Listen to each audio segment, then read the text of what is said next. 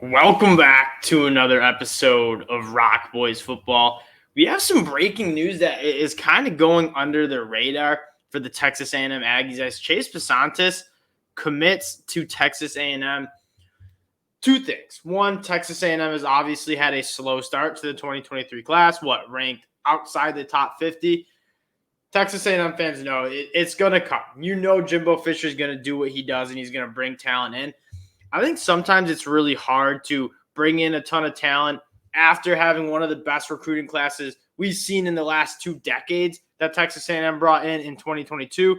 A lot of the young guys say, how am I going to find the field when I have a bunch of 5-stars in front of me from the 2022 class? Either way, Texas A&M is going to make it happen.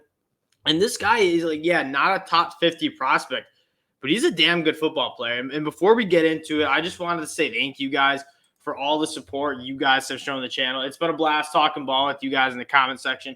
If you guys do like the content, you do like talking ball, consider subscribing. It is going to be a really, really fun season. We're doing picks. We're talking breaking news on the channel, and we just appreciate all the support you guys have shown. Let's talk a little Chase Bisontis from Don Bosco Prep in New Jersey. That is a school, that's a program that puts out a lot of really, really good talent in the college football realm. And a lot of the guys make it to the NFL, notably a guy like Jabril Peppers coming from Don Bosco. What I like about the player is Chase Bisontis is an absolute nasty, nasty man. 6'5", 290 pounds. Is he the best athlete in the class? No. Is he the most physically gifted? Probably not.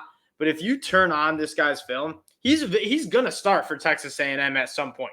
I'm not saying he's a bad athlete by any means, but he's not a top-tier 5-star talent. That makes sense. But this dude, he's a culture guy. He's exactly what you want on an offensive lineman and what you don't want to play against in an offensive lineman. He is a nasty dude. He blocks to the whistle, oftentimes past the whistle. He'll get right into a guy's pads and just take him right to the parking lot.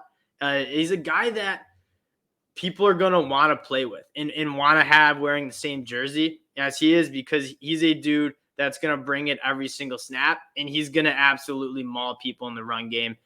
And what's more interesting is, Texas A&M has a slow start, but look who recruited him. Another thing that flew under the radar, Steve Aduzio. I've heard it both ways.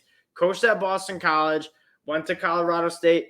He's not the best head coach. He was average at Boston College, probably below average at Colorado State.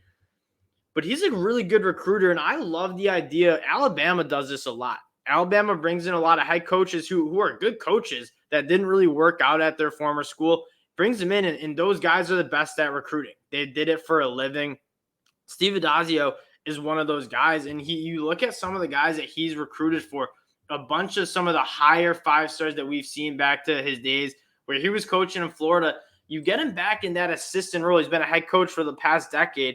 You get him back in more of that assistant role, and I really, really like what he can do with that offensive line, a group that was pretty good last year. You have some young talent. You obviously lose a guy like Kenyon Green, but it's going to be a good group. And again, they're going up against the best defensive line in the country in practice pretty much every single day. You know those guys are going to develop, and they have a coach who, again, he's has experience running a whole program, and now you're just asking him to run just an offensive line group and recruit at a high level.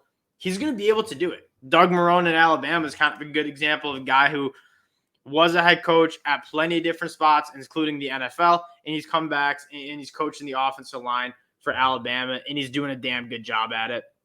I think Steve Adazio is going to do very similar things.